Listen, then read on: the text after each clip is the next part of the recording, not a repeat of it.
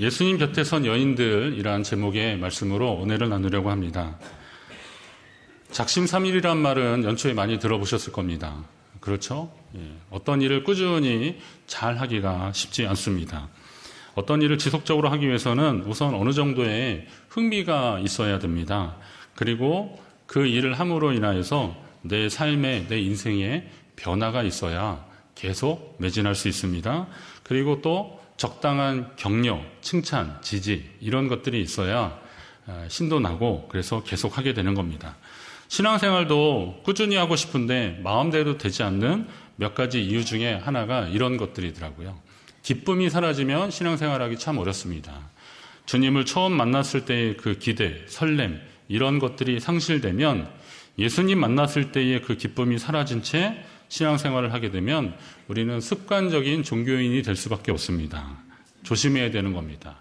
그리고 예수님을 통해서 지속적으로 삶의 변화가 없이 매일 반복적으로 신앙 활동만 계속되게 되면 거기에서도 이게 계속 유지되기가 참 어렵습니다. 그리고 주님을 인격적으로 체험하면서 주님과 함께 교제하고 더불어 함께 한다는 그런 느낌을 받아야 신앙생활을 끝까지 할 수 있는 겁니다. 그 교제 가운데는 주님과의 직접적인 교제도 있고 주님 안에서 주님을 통해서 주님과 함께 있는 우리 신앙의 이웃들, 교회 공동체, 지체들을 말하는데요. 이들과 함께 하나님 나라를 만들어 가야 갈 때 우리는 더 지속적으로 신앙생활을 할 수 있습니다. 여러분이 끝까지 주님과 함께 하시기를 간절히 바랍니다. 예수님의 십자가 마지막 순간까지 주님 곁에 서 있었던 그런 사람들이 있었는데 그들은 죽기까지 주를 따르겠다고 고백한 제자들이 아니라 몇 명의 여인들이었습니다. 오늘은 그 4명의 여인들, 예수님의 어머니 마리아, 그리고 예수님의 이모, 살로메라고 하는 예수님의 이모가 있었고요. 그리고 글로바의 아내 마리아라고 하는 여인이 있었고 또 막달라 마리아, 한 4명의 여인을 통해서 어떻게 하면 우리가 주님과 끝까지 교제하고 주님 떠나지 않고 주님 곁에 서 있을 수 있겠는가, 그리고 주님의 일꾼으로 주님을 시종들며 믿음으로 살 수 있겠는가 다짐하는 귀한 시간 되시기를 간절히 바랍니다. 우선 예수님의 어머니 마리아가 있습니다. 다른 사람 모두 예수님을 떠나도 끝까지 떠날 수 없었던 사람, 바로 예수님의 어머니 마리아입니다. 예수라는 생명이 자기 안에 들어온 날부터 태어나서 자라나는 과정을 지켜봤고 가나 혼인잔치에서 예수님이 공생의 기간에 처음 표적을 행하실 때도 그 옆에 함께 있었고 또 그것으로 인해서 놀라고 함께 기뻐했던 그런 어머니 마리아를 볼 수 있습니다. 6월절에 예수님 같이 올라갔는데 잠깐 한눈 파는 사이에 예수님이 잡혀가셨다는 겁니다. 그래서 성난 군중들과 병사들 사이에서 온몸을 채찍에 맞아 성한 곳 하나 없이 그렇게 있는 예수님을 바라보는 이 어머니 마리아의 심정이 어떻겠습니까?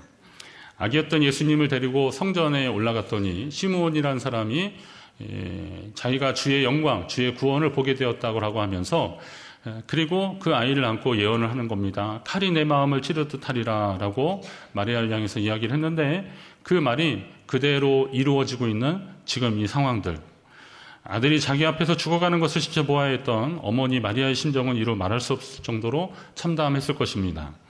오죽하면 자식은 죽으면 부모의 가슴에 묻는다고 하지 않습니까?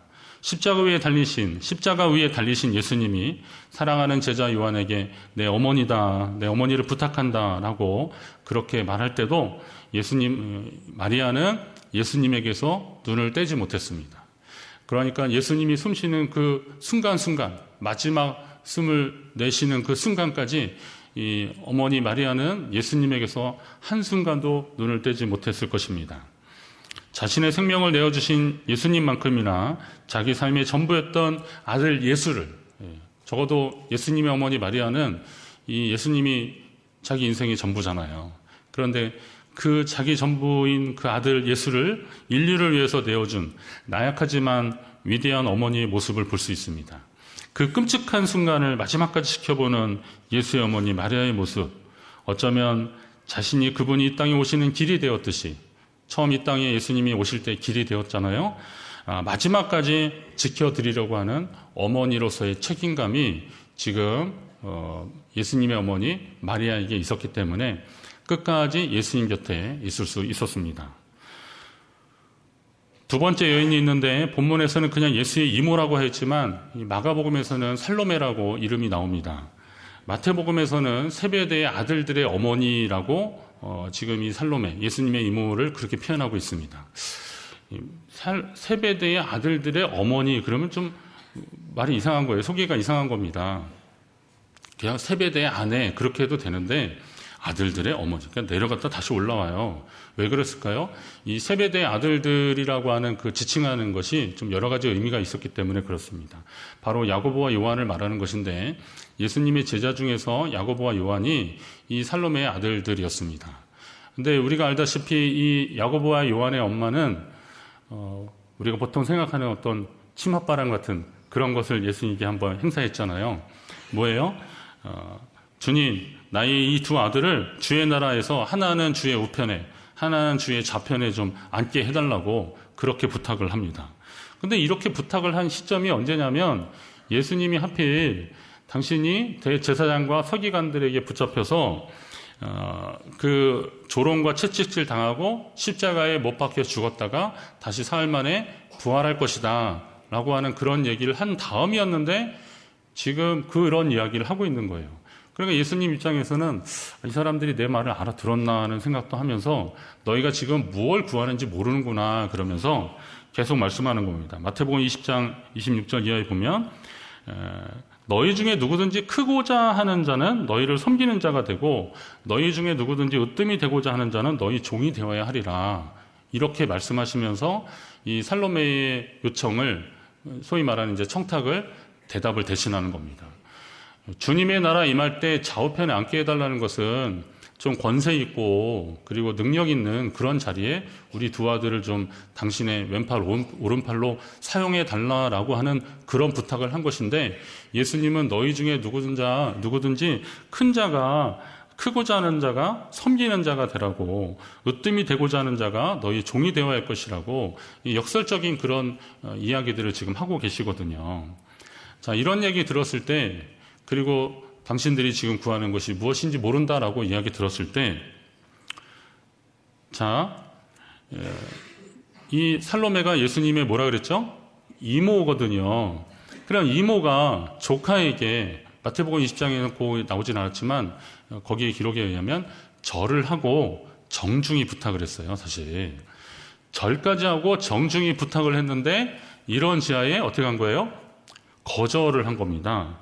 이 많은 사람들 앞에서 내가 얘기하면 좀 될 줄 알았는데 이 많은 사람들 앞에서 거절하는 거예요. 망신당한 겁니다. 이 정도 되면 자기 무시했다고 야고보 요한 데리고 그냥 집에 가버려도 됐을 텐데 그러나 살로메는 그렇게 하지 않더라고요. 끝까지 주님 곁에 남아있더라고요. 오히려 이전보다 더 묵묵히 주님 뒤에서 주님을 후원하는 그런 일을 계속합니다. 글로바의 아내 마리아 빼놓고 여기 나오는 4명의 여인들은 막달라라는 지역도 갈릴리 그쪽 주변 지역이거든요. 그러면 그쪽 위에서부터 오늘 예루살렘까지 계속 예수님을 따라다녔던 여인들이라는 거예요. 우리가 생각하는 뭐 핑크빛 기류가 흐르는 그런 여인들이 아니라 예수님을 정말 사랑하고 아끼고 소중히 여기는 마음으로 묵묵히 주님의 뒤를 따랐던 그런 여인들 중에 하나가 오늘 이 살로메였다는 것입니다. 그러니까 오늘 주님의 최후 순간에도 같이 있을 수 있었던 원인은 뭐냐? 그런 상황 속에도 낙심하지 않고 시험 들지 않고 오히려 주님 심정을 충분히 이해하려고 노력했던 그 모습이 주님 마지막 순간까지 지키는 그런 믿음의 자리를 함께 할 수 있었다는 것입니다. 신앙생활 하다 보면 소위 시험 드는 일들이 가끔 있습니다. 그러한 경우에 대부분은 자신의 수고가 충분히 보상되지 않을 때 우리는 많이 시험 듭니다. 나는 한다고 했는데 내가 한 거는 별거 아닌 것 같고 누구는 그냥 대충 하는 것 같은데 누구의 수고는 이게 좀 부각되는 것 같고 그러면 상대적으로 이렇게 비교가 되거나 좀 박탈감도 느끼고 그러면서 나는 별거 아닌가 하는 그런 자괴감까지 들기도 할 때도 있습니다. 똑같이 열심히 하는데 왜 나는 요것밖에 안 될까? 나는 사람들이 왜 이걸 몰라줄까? 라고 할 때도 있습니다. 누구는 보니까 저 사람은 별거 아닌 것 같은데 왜 저 사람은 저렇게 자꾸 인정받고 사람들 사이에서 괜찮아질까? 이런 비교하기 시작하면 참 시험 들더라고요. 또 누구하고 비교하는 것을 떠나서 내가 그래도 하나님 앞에 열심히 한다고 했는데 열매가 적거나 그 열매라는 것은 내가 기대하던 열매가 아닐 때를 말하는 것인데요. 그런 열매가 좀 적거나 아니면 전혀 다른 방향으로 갈 때, 그럴 때 참 낙심이 나고 그리고 주님을 떠날 수밖에 없는 그런 상황들로 우리를 몰고 가는 겁니다. 그러나 그런 마음은 결국은 주님이 기뻐하시는 마음이 아니고 이건 결국은 마귀 사단이 좋아하는 마음이겠죠. 때로는 시험이 들고 섭섭한 마음이 들어도 우리 주님 곁에 끝까지 남아있는 저와 여러분 되시기를 간절히 바랍니다. 변하지 않는 마음과 믿음으로 주님 옆에 남아있으려고 애쓰는 사람들, 이런 사람들이 필요합니다. 오늘날에도 교회에서 시험 들지 않고 묵묵히 자기의 일을 감당하는 성숙한 일꾼들이 있어야 됩니다. 글로바의 아내 마리아라는 사람이 나옵니다. 누가복음 24장에 보면 엠마오로 가던 두 명의 제자 중에서 한 사람의 이름이 글로바라는 사람입니다. 이 사람의 아내가 바로 오늘 예수님 곁에 마지막까지 같이 있었던 여인 중에 하나였던 겁니다. 부부가 한 마음으로 예수를 섬겼기 때문에 이런 일들이 가능했던 거죠. 여러분, 부부가 한 마음으로 예수를 섬기는 거, 예수 믿는 거 참 감사하시기 바랍니다. 혹시 이렇게 부부가 같이 앉아 계신 분 있으면요, 누가 뭐라 그러지 않을 테니까 한번 손 한번 이렇게 잡아주세요. 고맙다고 하시고, 집에 가서라도 꼭 고맙다고 하십시오. 아니, 나는 남편이 없고 아내가 없는데, 그래도 이렇게 좀 축복하면서 좋은 마음으로 같이 해주세요. 자, 어떤 분은 남편이 예수 믿으니까 삶이 피곤해졌다고 그런 얘기 하시더라고요. 그래서 제가 무슨 얘기냐고 그랬더니, 전에는 교회 간다고 적당히 둘러대고 그냥 개모임도 가고 동창회도 가고 그랬는데 이제는 남편이 교회를 꼭 따라다니니까 너무 피곤하다는 거예요. 그리고 또 남편이 또 새벽 기도도 나가가지고 자기는 그냥 생각나면 가고 또 시즌이 있었는데 그런 시즌에 상관없이 계속 나가야 돼서 너무 피곤하다는 거예요. 다른 때는 그냥 하면 교회 갔다 온다 그러면 알아서 가라고 막 그랬는데 지금은 또 같이 밥을 먹고 교회를 해야 되니까 너무 피곤하다는 거예요. 그래서 제가 참 배부른 고민하신다고 남편 구원을 위해서 그렇게 가슴 저미며 기도하는 그분들 소리 안 들리시냐고 제가 한번 그래봤어요. 그렇죠? 배부른 고민하는 겁니다. 온 가족이 하나님을 잘 섬기고 특별히 믿음의 가정을 만들어서 하나님 앞에 나오는 가정들 여러분 감사하시기 바랍니다. 이 글로바의 가정이 바로 그런 가정이었던 거죠. 더 잘해야 되는 겁니다. 부부가 예수를 함께 믿는다는 거 적어도 남들에게 본이 될 정도로 잘해야 되는 겁니다. 하나님이 큰 복을 주셨기 때문에 그렇습니다. 예수를 온전히 믿는 가정에 본이도 되어야 되는 겁니다. 아브라함의 조카 롯이 있었는데 이 사람이 살고 있는 그 성이 지금 환락으로 인해서 죄로 인해서 무너지게 했습니다. 하나님의 심판을 받게 되지 않습니까? 그런데 이제 천사가 가르쳐줘서 지금 도피하고 있는데 이 롯의 아내가 도망가다가 그거 아쉬워서 뒤를 돌아보더라고요. 이 신앙도 이게 좀 맞아야 좀 이렇게 믿음의 가정으로 나가는데 그 롯의 아내는 돌아보다가 결국 소금 기둥이 되었다 그랬잖아요. 롯의 아내의 부재 때문에 롯은 대피를 했는데도 그 가정은 그 이후로 평안하지 못합니다. 그것은 뭐냐면 믿음으로 한 마음으로 하나님을 잘 섬기는 가정을 만들어야 되는 이유가 분명히 여기에 있는 것입니다. 그리고 여호수아 7장에 보면 이제 그런 대목이 나옵니다. 여리고성 전투에서는 쉽게 승리를 했는데 아이성 전투에서는 많은 사상자가 나고 이게 실패하는 거예요. 그러니까 이게 왜 그런가 봤더니 제비를 뽑으니까 결국 아간이 뽑혀집니다. 그 집안이 뽑혀요. 그래서 결국은 온 회중 앞에서 그에 속한 모든 소유를 아골 골짜기에 다 모아놓고 돌로 치고 불살라버리고 맙니다. 근데 저는 이 대목에서 아간 한 사람의 문제가 아니라는 것이죠. 알고 보니까 아간과 그의 가정에 아간이 이제 여리고에서 전리품을 취했는데 다 진멸하라 그랬는데 그것을 자기가 사적으로 취했잖아요. 그것 때문에 하나님이 벌을 하시는데 그의 가족들까지 불러 모아서 그렇게 하시더라고요. 왜 그랬을까 봤더니 여보 그러면 안 돼 라고 말하는 아내가 없었던 거예요. 자녀들도 아버지, 하나님이 이렇게 하시는 거 기뻐하지 않습니다 라고 말하는 믿음의 아들, 딸들이 있지 않았던 거예요.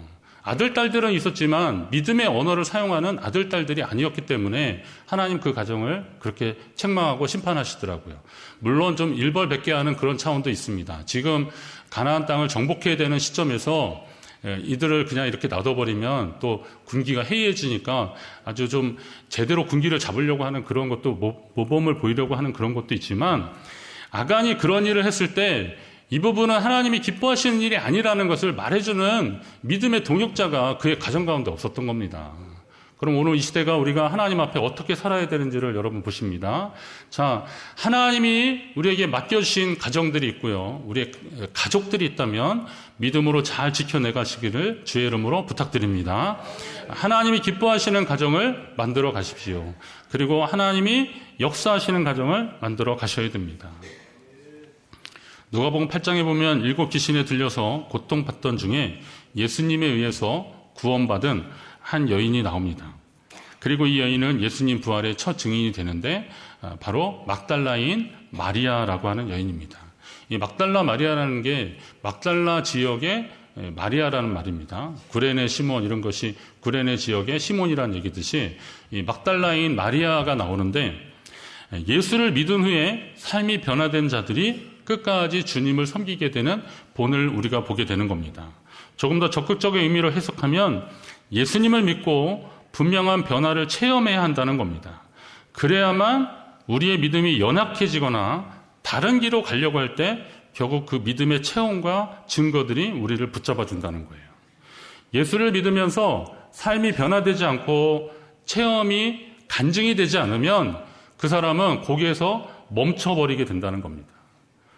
왜냐하면 아까 말했듯이 이런저런 시험도 있고 여러 가지 어려움들 때문에 우리가 낙심할 수 있는데, 예수를 믿고 변화된 삶의 간증이 있는 사람들은 그 낙심될 만한 상황 속에서도 다시 힘을 얻게 되는 거고 다시 주님께 가까이 갈 수 있는데, 변화의 증거들이나 변화의 간증들이 없는 사람들은 그걸 누리지 못하는 겁니다. 어떤 분이 그러시죠. 나는 예수를 믿어도 변화는커녕 더 힘든 일만 자꾸 생긴다고, 나는 예수를 믿으면 안 되나 보다, 이렇게 말하는 분도 있더라고요. 참 안타깝습니다. 이유가 있더라고요. 자기 인생의 주도권을 주님께 온전히 드리지 않으면 삶에 있어서 변화도 일어나지 않는 겁니다. 왜 하나님은 모세가 80이 될 때까지 기다리셨을까요? 80이 돼서 만나 주신 것 같습니까? 아니에요. 하나님은 모세를 80이 될 때까지 기다려 주신 겁니다. 그가 왕궁에서 생활할 때 40년 동안 생활할 때도 하나님은 만나셨지만 그에게 직접적으로 역사하지 않으셨습니다. 그가 미디안 광야에서 쓸쓸한 날들을 보낼 때도 하나님은 그 혈기왕성한 모세를 사용하지 않으시더라고요. 80이 됐을 때 그를 만나주시고 그에게 가라 모세라고 애굽으로 가서 그 백성을 이끌고 하나님이 약속하신 땅으로 가라고 그렇게 말씀하시더라고요. 왜 그랬을까요? 모세 안에 있는 쓸모없는 교만이나 그 속에 있는 가득한 자신감들, 인간적인 자신감들, 이런 것들을 내려놓게 하시려고 그러신 것입니다. 아브라함에게 왜 100세에 낳은 아들을 바치라고 하셨을까요? 그것도 아니 주실 때는 언제고 왜 그걸 바치라고 하실까요? 봤더니 하나님 보시기에 아브라함이 100세에 낳은 아들 이삭을 너무 금지오겹하는 거죠. 너무 귀히 여기는 거죠. 하나님보다 더 귀히 여길 것 같은 가능성이 있어 보이는 것이죠. 그러니 결국 하나님은 이삭의 전부, 그러니까 아브라함의 전부였던 이삭의 생명을 요구하시면서 하나님 사랑하시는지 한번 테스트하고 계시는 겁니다. 그렇다면 우리 속에 변화가 일어나지 않거나 예수님을 만난, 우리 주님을 만난 상황에서 인격적인 변화가 일어나지 않거나 성숙이 일어나지 않는 이유는 무엇입니까? 그것은 우리가 아직도 이전의 모습대로 살거나 아직도 버리지 않는 우리의 자아, 우리의 강한 것들이 너무 많이 남아있기 때문에 그렇습니다. 에베소 4장 22절에 보니까 너희는 유혹의 욕심을 따라 썩어져가는 구습을 따르는 옛사람을 벗어버리라 그랬습니다. 이게 약간 이렇게 한번 꺾고 그래서 헷갈리는데요. 그냥 이거예요. 썩어져가는 구습을 따르는 옛사람은 어떤 사람들이냐면 유혹의 욕심을 따라 썩어져가는 구습을 따르는 사람들이라는 거예요. 옛날 방식대로 그리고 욕심대로 살아가는 그 옛사람을 벗어버려서 새 사람이 되라고 오늘 우리에게 권면하고 있는 겁니다. 디모데후서 2장 26절에 보니까 마귀의 올무에서 벗어나서 하나님께 사로잡힌 자가 되라는 겁니다.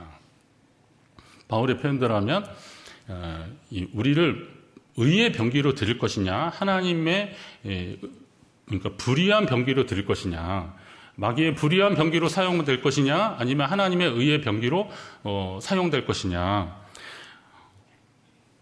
그 사람이 누구에게 붙잡혀 있느냐에 따라서 그 사람의 인생이 달라지는 것 아닙니까?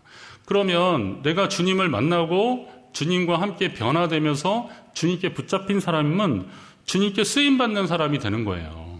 막달라 마리아는 귀신 들린 여인이었습니다. 여인이라는 그 이름 자체도 거의 낙인과 같은데 귀신 들렸었다 그러면 이건 볼 것도 없는 겁니다. 이런 여인이 예수님을 따라다닐 때 아마도 주변에 있었던 사람들은 그 여인의 근접을 막았을지도 모릅니다. 베드로 같은 제자는요, 약간 좀 덜 성숙했을 때는 네가 어디라고 여기 쫓아다니냐고 가서 한마디 했을지도 몰라요. 주님 심정하고 상관없이요. 성숙하지 못했을 때는. 아마도 그런 사람들이 그 주변에 많이 있었을 겁니다. 그러나 주님을 만나고 나서 내 인생이 바뀌고 나니까, 주님을 만나고 나서 내 삶의 변화의 증거들이 막 나타나니까 주님을 떠날 수 없었던 거예요. 사람들이 그렇게 밀어내고 제쳐두고 그리고 가라고 해도 그 주님을 떠날 수 없었던 겁니다. 여러분의 인생에 있어서 주님으로 인한 변화가 있다면 어떻게 주님을 떠날 수 있겠습니까? 변화의 증거들이 여러분 삶 가운데 더 많아지기를 바랍니다. 주님 만나는 변화, 주님 만나서 일어난 인생의 변화가 여러분 삶 가운데 계속 일어나야 되는 겁니다. 이 변화가 일어나지 않으면 주님과의 지속적인 관계를 맺을 수가 없는 겁니다. 하나님을 떠나서는 결코 믿음의 역사를 체험하기 어려운데, 죄송하지만 기도 안 하고 예배 잘 안 드리고 말씀 보지 않으면서 그 변화가 일어날 것이라고 기대하지 마십시오. 이건 분명합니다. 기도하지 않고 말씀 보지 않고 예배 드리지 않으면서 어느 날 하나님께 갑자기 붙들릴 거라고 생각하지 마십시오. 그건 욕심입니다. 그럴 일은 거의 없을 것입니다. 장담컨대 거의 없습니다. 그럼 어떻게 해야 돼요? 하나님을 사랑하는 그 믿음을 하나님이 주셨으면 감사하시고 그 믿음을 발전시켜 나가셔야 됩니다. 기도와 말씀과 예배를 통해서 하나님을 찾고 또 찾으려고 노력하셔야 되는 겁니다. 막달라 마리아는 주님으로 인한 진정한 변화가 있었습니다. 끝까지 주님을 따라 나선 이유가 바로 여기에 있습니다. 여러분의 생애 가운데도 주님을 끝까지 붙잡으시기를, 그리고 주님과 함께하는 그런 믿음의 증거들이 더 많아지기를 간절히 바랍니다. 오늘 우리는 예수님이 우리에게 베푸신 사랑에 대한 책임을 지는 사람들이 되어야겠다, 그런 말을 합니다. 주님이 우리에게 베푸신 그 은혜와 사랑이 얼마나 크고 놀라운데, 그것을 몰랐으면 몰라도 안다면 이제 그 사랑에 대한 책임도 있어야겠다, 이런 마음입니다. 예수님 어머니 마리아, 예수님의 이모이면서 사랑하는 두 제자의 어머니였던 살로메, 글로바의 아내 마리아, 그리고 막달라 마리아, 저마다 예수님을 알게 된 사연들은 다 다르지만 이런저런 사연, 관계, 그리고 변화의 증거들, 이런 것들을 가지고 끝까지 주님 곁에 남아있더라고요. 오늘 우리도 저마다 태어난 환경이나 삶의 환경들이 다 다르고 사정이 다 다르기 때문에 어떤 형편과 사정으로 이 자리에 앉아 계신지는 몰라요. 그러나 우리 주님과 맺어진 관계만큼은 분명할 것입니다. 그렇다면 우리 주님 안에서 우리의 관계가 더 돈독해지고 하나님 기뻐하시는 믿음의 관계를 계속 만들어가기 위해서 최선을 다하셔서 우리 주님께 끝까지 주님 곁에 남아있는 저와 여러분, 우리 교회 되기를 간절히 바랍니다.